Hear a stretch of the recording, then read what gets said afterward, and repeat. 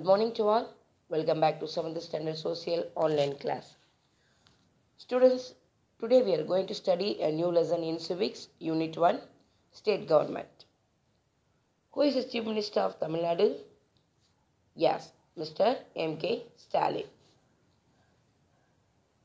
In this lesson, we are going to study about the difference between the Parliament and state legislatures and various election procedures conducted by our election commission, and we are going to know the powers and function of governor and chief ministers and the works done by our government, both central government and state government. At the end of the lesson, we are going to identify the three main organs of our government, that is the legislature, executive and judiciary. Let me start the lesson.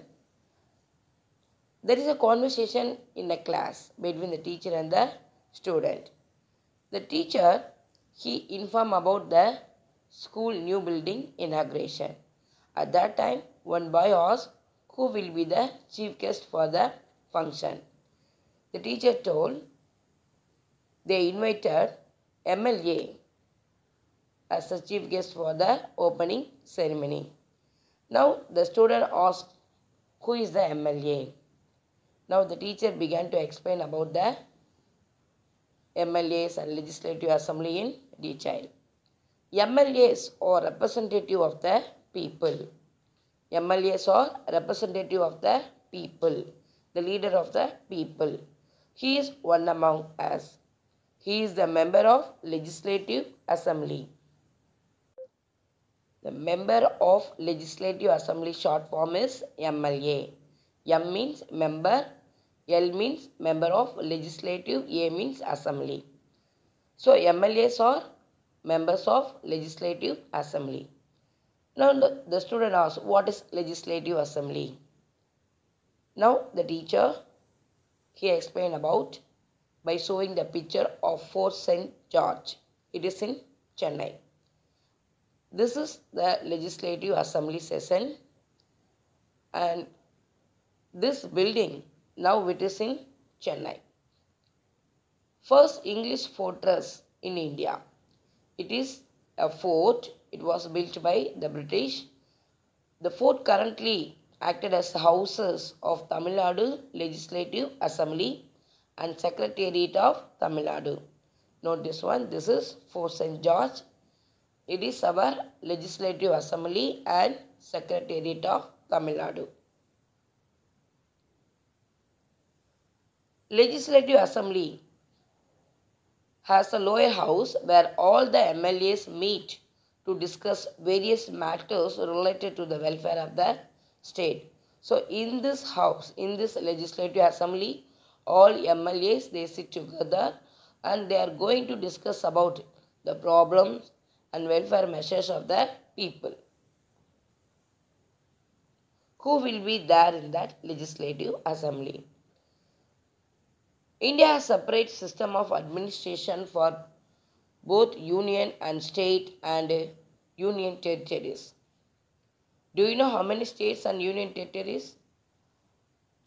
29 states and 7 union territories, but now currently we have 28 states and 9 union territories, including our capital territory, Delhi. The powers is divided between two sets of government, one at the central government, that is in Delhi, and separate governments for all states. So the powers are divided between center and the state.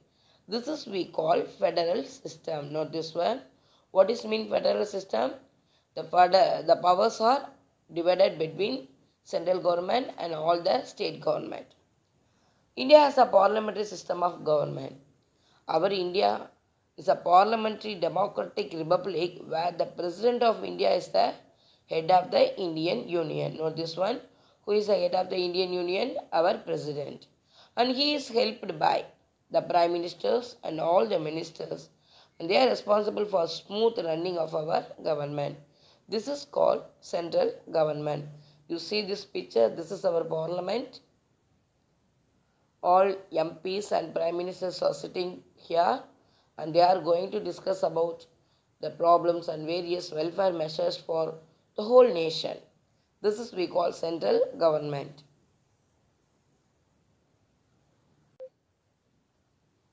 Like central government, all the states and union territories have separate government to run its own administration.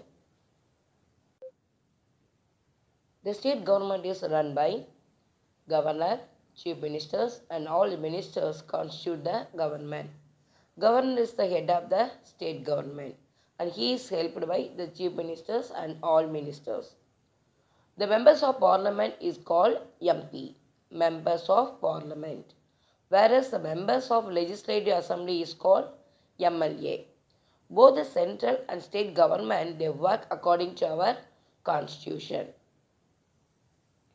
Now the student asks, who appoints MLA? The teacher reply, MLAs are not appointed. You see the word, MLAs are not appointed. They are elected by the people through general election. So if you want to become an MLA, you have to stand in the election and you get number of votes. You must win in the election. Then you will be appointed as the MLA. In the previous lesson, we have studied about the political parties. These political parties, they play a very important role in election. For election, the entire state is divided into several constituencies.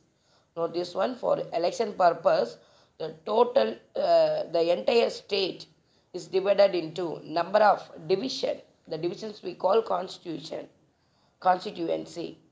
on the basis of population. So how they divided that division on the basis of population? They divided the state into number of constituency. In Tamil Nadu, we have 234 constituency. Political parties nominate. The political parties nominate their candidate to each constituency. All the people residing in that constituency, all the people, those are living in that constituency, those who completed the age of 18, they have the right for vote. The candidate who gets a more number of votes is declared as elected and they become MLA. The Election Commission of India, underline the word, the Election Commission of India, they conduct and monitor the election. They look after the election, they watch over the election. After the election, the party which gets more number of MLAs is declared as majority party. So which party get more number of MLAs? That party is declared as majority party. The governor called the leader of the majority party to form the state government. In simple words, a party whose MLAs has won more than half the number of constituency in state are called ruling party. So those who get the majority seats in the election, the party is called as majority party and they are also called as the ruling party and they form the government. All the party which gets the total number of seats next to majority party, they are called as opposition party in the legislature. But all the MLAs of other political parties who do not belong to the ruling party, they were commonly called as opposition party. Now, the student asked the question, who are all included in the state government? In the state government, we have the governor, the chief minister and the council of ministers. They constitute the state government.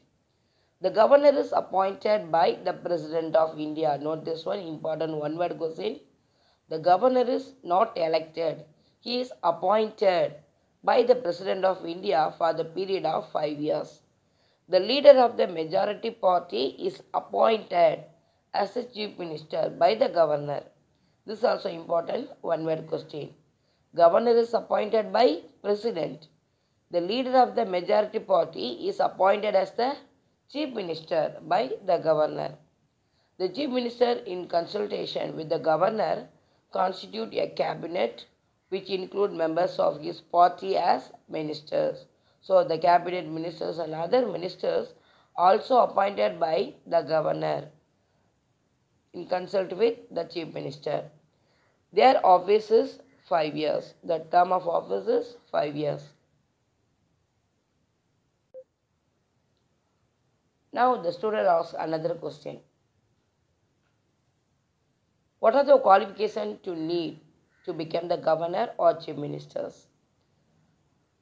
To become a governor, you should be the citizen of India. The first qualification, we must be the citizen of India. And we should complete the age of 35 years. And we should have sound mind. And we should not hold any government office of profit. So these are the qualifications to become governor. To become chief ministers, you should have completed 25 years of age. So if we completed the 25 years of age, we can stand in the election. And you should be an MLA, or in case of an MLC, you should have completed 30 years of age. So to become MLA, we must complete the age of 25 years. To become member of Legislative Council, MLC, we must complete at the age of 30 years. Students, you see that bullets, what is meant majority party and opposition party. There are so many colors bullet. The violet bullets occupy the major number. More number of violet bullets are here, isn't it? This is we call majority party. Next to violet bullet, there are pink color bullets. This is we call opposition party. But the pink color, green color, blue color and orange color bullets are commonly called as opposition party. Usually a state legislature has two houses.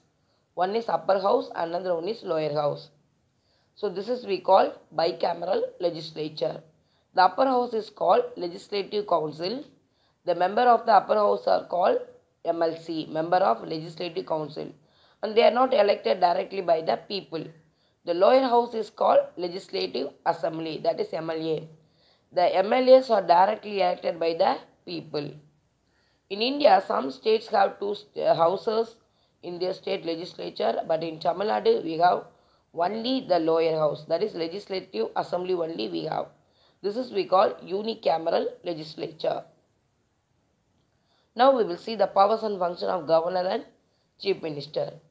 The governor is an integral part of the state legislature. He is the head of the state executive and he has enormous power. The governor is the head of the state executive. He has enormous power. All the administration is carried on only in his name. He is a chancellor of government university in the state. All bills become law only after his signature. Assent means signature. He appoints important officials of the state government like Advocate General, Chairman and members of State Public Service Commission, State Election Commissioner, Vice Chancellor of State University.